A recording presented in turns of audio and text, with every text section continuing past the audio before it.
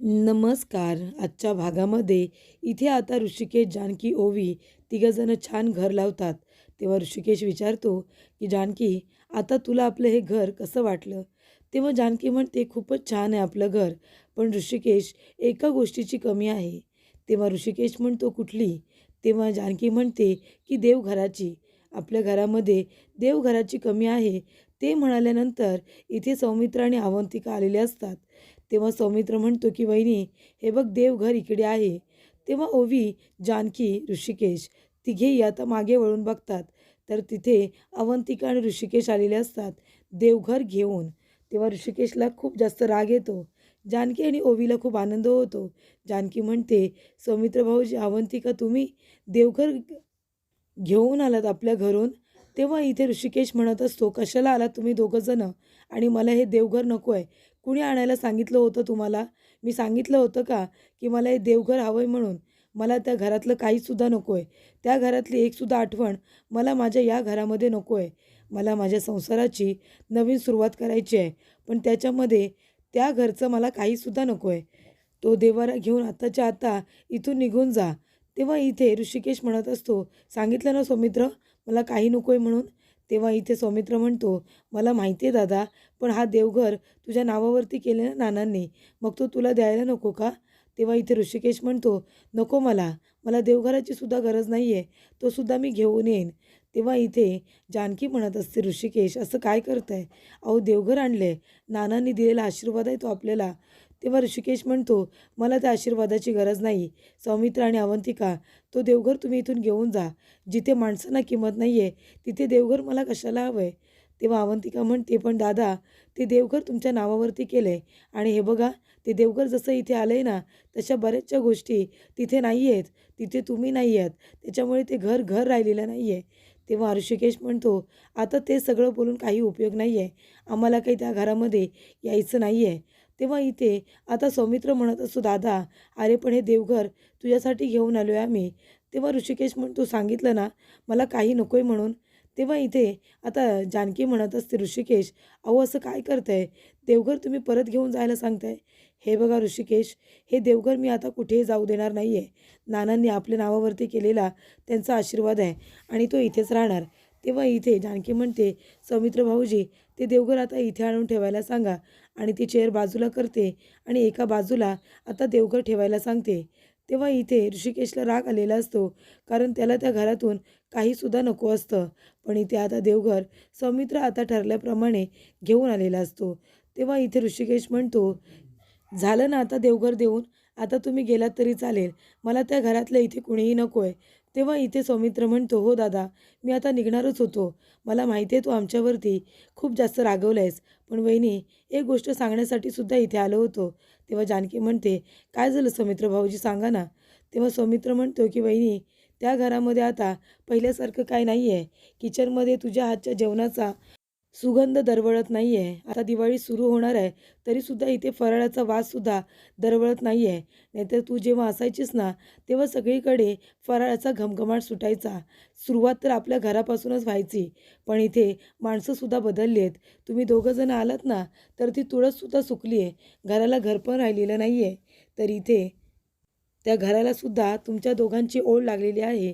तेव्हा अवंतिका म्हणते, "आणि घराला सुद्धा ओढ लागली आहे आणि घरातल्या माणसांना सुद्धा. आणि मी आली आहे ना, मी आता आईनं रिअलाईज करून देईन की त्यांनी त्या ऐश्वर्याचं ऐकून किती मोठी चूक केली आहे. तुमच्यावरती अविश्वास दाखवला आणि त्या ऐश्वर्यासारख्या मुलीवरती विश्वास ठेवून त्यांनी जी चूक केली आहे ना, त्याची जाणीव करायला मी आहे ना. आणि लवकरात लवकर तुमचा मान सन्मान परत मिळवून आम्ही तुम्हाला घेऊन जाऊ." तेव्हा ऋषिकेश म्हणतो, "तुमचा हा गैरसमज आहे. तुम्हाला काय वाटलं आता तुम्ही असे प्रयत्न कराल आणि मी माझं घर सोडून त्या तुमच्या घरी परत येईन? असं अजिबात होणार नाही. आम्ही आता कुठेही येणार नाही, आम्ही इथेच राहणार." असं ऋषिकेश म्हणतो आणि सरळ बाहेर निघून जातो. तेव्हा इथे ऋषिकेशला खूप जास्त राग आलेला असतो आणि तो राग त्याच्या बोलण्यातून सातत्याने व्यक्तसुद्धा होत असतं. तेव्हा इथे ओवी आता अवंतिकाला मिठी मारते, कारण ती घाबरते. त्यानंतरला जानकी म्हणत असते, की "सौमित्र भाऊजी, अवंतिका, तुम्ही प्लीज यांच्या बोलण्याचं वाईट वाटून घेऊ नका आणि मनाला सुद्धा लावून घेऊ नका. नका, ते आहे ना खूप जास्त हर्ट झालेत आणि म्हणून ते असं बोलत आहेत. पण तुम्ही काळजी करू नका, मी आहे ना, मी समजावेन त्यांना. तेव्हा इथे सौमित्र म्हणतो की वहिनी, अगं मला राग नाही आला, कारण दादा जे काही बोलतोय ना ते काहीच नाही आहे. त्यानेसुद्धा आईचं खूप कडू बोलणं ऐकलं आहे ना, त्याच्यामुळे त्याला हा आलेला राग आहे. पण मला राग नाही आला आहे वहिनी. मी तुम्हाला दोघांना घरी घेऊन जाण्यासाठी प्रयत्न करतच राहीन आणि ते चालूच राहतील. जोपर्यंत मी तुम्हाला इनोसंट प्रूफ करत नाही, तोपर्यंत मी स्वस्थ बसणार नाही, असं सौमित्र म्हणतो. त्यानंतर अवंतिका आणि सौमित्र आता घरीसुद्धा जायला निघतात. तर इथे आता देवार आलेला असतो आणि तो देवारा बघून जानकी खूपच जास्त खुश होते. त्याचबरोबर इथे सौमित्राने तो देवारा आता जानकी आणि ऋषिकेशला नेऊन दिलेला असतो. जेव्हा तो इथे देवारा आता नेत असतो, तेव्हा तो म्हणालेला असतो की हा देवारा नानांनी आता ऋषिकेश दादा आणि जानकी वहिनी यांच्या नावावरती केला आहे. मग ज्याचं जे आहे ते त्याला नेऊन द्यायला नको का? तेव्हा इथे सौमित्र आता देवारा नेत असतानाचा इथे आता सारखा सारखा सुमित्राला आठवत असतो. देवारा गेल्यामुळे ती दुःखी झालेली असते. तेव्हा इथे ऐश्वर्या तिथे येते. ऐश्वर्या म्हणते की आई काय झालं, तुम्ही एवढ्या उदास का बसलात? तेव्हा सुमित्रा म्हणते, काही नाही गं, अवंतिका आणि सौमित्र दोघंजणं देवारा घेऊन गेले ना तिकडे. तेव्हा ऐश्वर्या म्हणते, आई तुम्ही काळजी करू नका, मी असताना तुम्ही कशाला टेन्शन घेत आहे, तुम्ही चला बरं माझ्याबरोबर. तेव्हा सुमित्रा म्हणते, कुठे नेतेस तुम्हाला? तेव्हा इथे ऐश्वर्या म्हणते, आई चला ना, तुमच्यासाठी सरप्राईज आहे. तेव्हा ऐश्वर्या आता इथे सुमित्राला घेऊन येते आणि देवघरामध्ये आणल्यानंतर ती म्हणते, इकडे बघा बरं. तेव्हा इथे आता संगमरवर दगडाचा इथे देवारा तयार करून आणलेला असतो. तो देवारा बघितल्यानंतर इथे सुमित्रा म्हणते, हा असा देवारा? तेव्हा आजी म्हणतात, हो ना, अगं इथे ऐश्वर्याच्या बाबांनी आपल्याला गिफ्ट म्हणून दिलाय. तुला खूप वाईट वाटलं ना जेव्हा सौमित्र आपला देवारा घेऊन गेला? त्यानंतरला ऐश्वर्याला बघ, तुझ्या सुनेला तुझी किती काळजी आहे. अगं तिने हा तिच्या वडिलांना देवारा लगेच पाठवायला सांगितला आणि त्यांनीसुद्धा किती उत्तम देवारा आपल्याला पाठवून दिला बघ बरं. तेव्हा इथे ऐश्वर्या म्हणते, आई आवडलं ना तुम्हाला? मी असताना तुम्हाला काळजी करण्याचं काहीच कारण नाही आहे. फक्त तुम्ही सांगा की तुम्हाला इथे अजून काय काय हवं आहे ते. तेव्हा इथे आजी म्हणत असते, बघितलंस ना अगं ऐश्वर्याला तुझी किती काळजी आहे. सुमित्रा असं पाहिजे अगं, तुझी सून म्हणून अगदी ऐश्वर्या शोभून दिसते. एक देवारा बाहेर गेला तर तुला खुश करण्यासाठी लगेच दुसरा देवारा आणला. तेव्हा इथे सुमित्रा मात्र काही रिॲक्ट करत नाही. ती लगेचच बाहेर निघून जाते काही न बोलता. तेव्हा ऐश्वर्याला खूप वाईट वाटतं. तिने एवढा देवारा आणायला सांगितलं आणि त्याचं कौतुकसुद्धा नाही झालं. त्यानंतरला जानकी म्हणत असते की गुलाबदादा हे घ्या, चहा घ्या. तेव्हा गुलाबदादा म्हणतात, मी आता खाली बसतो आणि किती दिवसांनी तुमच्या हातचा चहा पितोय. तेव्हा इथे गुलाबदादा म्हणत असतात की त्या घरामध्ये आता कशी दिवाळी साजरी होते काय माहिती. तेव्हा जानकी म्हणते, कसे आहेत सगळे आणि तयारी चालू केली आहे का? तेव्हा गुलाबदादा म्हणतात की नाही ना, नाही तुमच्यासारखा नेहमी तिथे कुणी आता फराळ तयार करत आहे, नाही कंदील बनवत आहे, नाही रांगोळी काढत आहे. तेव्हा इथे आता जानकी म्हणत असते, गुलाबदादा मी ना काही सामानाची लिस्ट केली, तुम्ही प्लीज सामानाची ही लिस्ट घेऊन जा आणि सामान घेऊन याल का? तेव्हा इथे आता गुलाब म्हणतो, ठीक आहे. गुलाब म्हणतो की अजून सामानसुद्धा मागवलेलं नाही आहे, काय माहिती रणदिवेच्या घरामध्ये यावेळी कशी दिवाळी साजरी होते. तेव्हा गुलाबदादा म्हणतात की एवढं सामान तुम्ही फराळासाठी का लिहिलं आहे? तेव्हा इथे जानकी म्हणते, मला ते सामान सगळं आणायचं आहे म्हणून.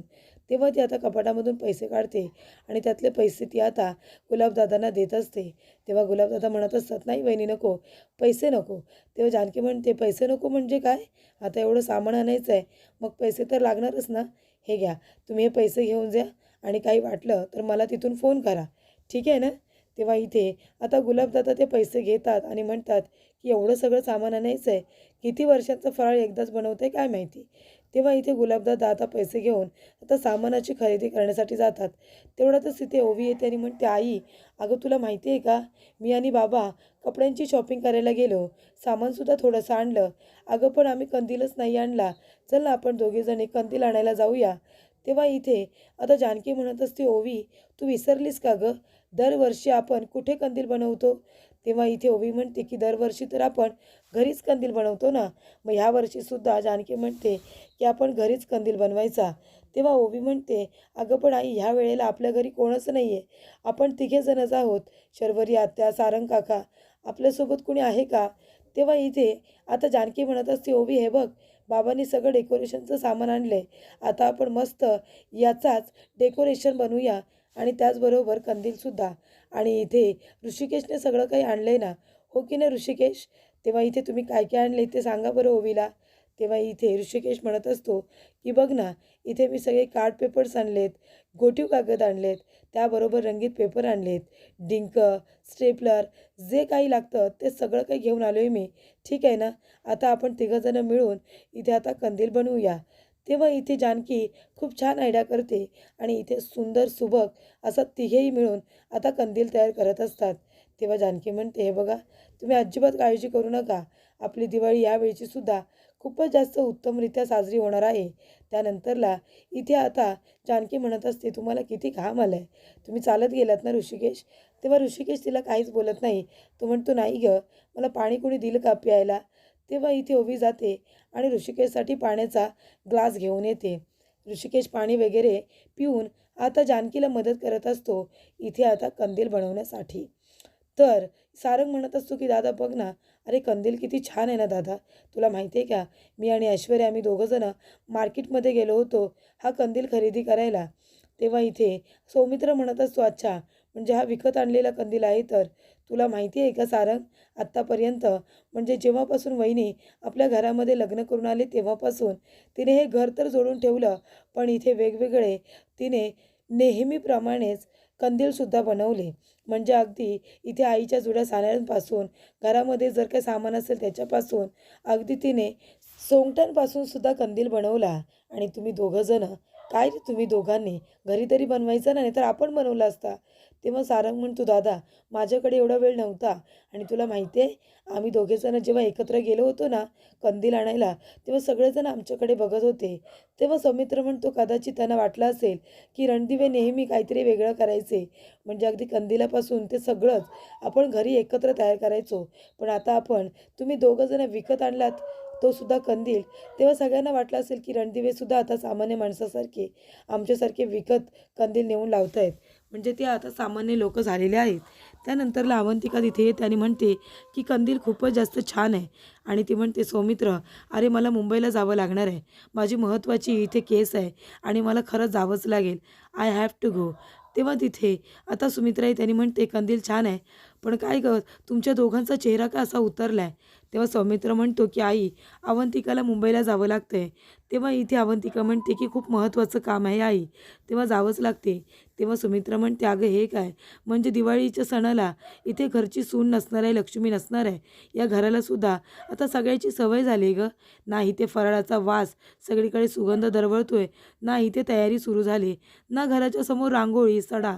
म्हणजे बघ ना, मला असं वाटलं होतं की तू असशील तर आपण इथे फराळाला सुरुवात करू, पण अजून असं काहीच नाही आहे. तू सुद्धा जायला निघाली आहेस, या घराला सुद्धा लेकीसुना हव्याच आहेत ना. तेव्हा इथे ऐश्वर्याला आनंद होत असतो की दिवाळीच्या दिवशी आता अवंतिका तिथे नसणार आहे. सुमित्रा म्हणते की लेकी बाळींच्या हसण्याचा, खिदळण्याचा आवाज या घरामध्ये जेव्हा घुमतो तेव्हा घराला घरपण येतं. तेव्हा इथे आता अवंतिका म्हणत असते की आई, सॉरी, पण तुम्हाला जर लेकीसुना या घरामध्ये हवे असते ना, तर तुम्ही ऐश्वर्याचं ऐकून जानकी वहिनीला घरातून जायला सांगितलं नसतं. त्यानंतरला इथे सौमित्र तिला आता गप्प करतो. तेव्हा सुमित्रा म्हणते, बरं ठीक आहे, तुझं एवढं जर महत्त्वाचं काम आहे ना, तर तू जा आणि लक्ष्मीपूजनाच्या दिवसापर्यंत लवकर परत ये. तेव्हा इथे अवंतिका म्हणते, हो आई, नक्की. तेव्हा तिला आता परवानगी दिलेली असते. तर इथे ऐश्वर्याने सुद्धा सांगितलेलं असतं की आई, तिला जाऊ द्या, आपण सगळं काही करूया, अगदी फराळसुद्धा सगळा मी घरी करेन. त्यानंतरला ऋषिकेश, ओवी आणि जानकी तिघंजणं मिळून आता कंदिलाची तयारी करत असतात. तर इथे खूप सुंदर असा आता कंदील तयार केलेला असतो जानकी, ऋषिकेश आणि ओवीने. तेव्हा ऋषिकेश म्हणतो, हे बघ ओवी, आपलासुद्धा कंदील तयार झाला. तेव्हा इथे ओवी म्हणते, ये, आपला कंदील किती छान आहे, मला तर खूप आवडला आहे. जसं आपण विकत आणतो ना, कंदीलसुद्धा अगदी तसाच बनलेला आहे. त्यानंतरला गुलाबदादासुद्धा तिथे सामान घेऊन आलेले असतात. गुलाबदादा जेव्हा कंदील बघतात तेव्हा ते म्हणतात, अरे वा वा वा, कंदील किती छान बनवला आहे, म्हणजे अगदी विकत आणल्यासारखाच वाटतोय. तेव्हा इथे आता गुलाबदादा सामानाची लिस्ट तिला देतात आणि म्हणतात की हे उरलेले पैसे आणि खूपच जास्त सामान इथे आणलेलं असतं. तेव्हा जानकी आता लिस्ट घेते आणि सगळं सामान आहे ना ते चेक करत असते.